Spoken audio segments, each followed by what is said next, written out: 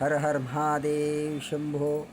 ప్రతిరోజు ప్రతి ఇంట్లో దీపారాధన చేస్తూ మళ్ళీ ఉదయము దీపారాధన చేసేటప్పుడు ఒత్తులని మార్చడం జరుగుతూ ఉంటుంది.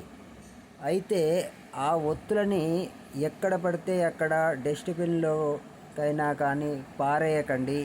ఇవన్నీ ఒక ఒక 5 రోజుల వరకు 10 రోజుల వరకు ఒక ఒక గిన్నెలోనైనా కానీ, ఒక ప్లేట్లోనైనా కానీ, ఒక కవర్లోనైనా కానీ అవి సేకరించిన తర్వాత ఈ ఒత్తులని కూడా మళ్ళీ ఒక దగ్గర పెట్టి అన్నిటినీ మళ్ళీ పచ్చకర్పూరమైనా సరే కర్పూరంతో దాన్ని వెలిగించి ఆ భస్మం చేసి ఆ భస్మాన్ని మీరు నుదిటన ధరించి వెళ్ళండి.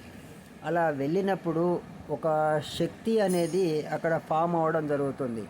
ఎందుకోసం ఇలా చెప్తున్నాను ఒత్తులంటే, మనము దీపారాధన చేసినప్పుడు దీపం వెలుగుతున్నప్పుడు అక్కడ ఊర్జా శక్తి అనేది దైవశక్తికి సంబంధించిన ఒక ఆరా లెవెలు ఆ జ్యోతిలో ఉంటుంది కనుక ఆ జ్యోతిలో ఉన్న ఆ ఒత్తి కూడా అంత పవిత్రమైనది. ఎక్కడ పారేయకుండా ఇలా చేసినట్టయితే మీకు సర్వశుభాలు చేకూరుతాయని నా మనవి. ఇది చేసి చూడండి. ఒత్తులను మాత్రం ఏ విధంగా పారేయకండి. ప్రతిరోజు తీసిన ఒత్తులని మీరు ఒక కాడ జమ చేసుకొని ఈ విధంగా చేయండి. మీకు చాలా శుభం జరుగుతుంది. Her her Mahadev Shambho.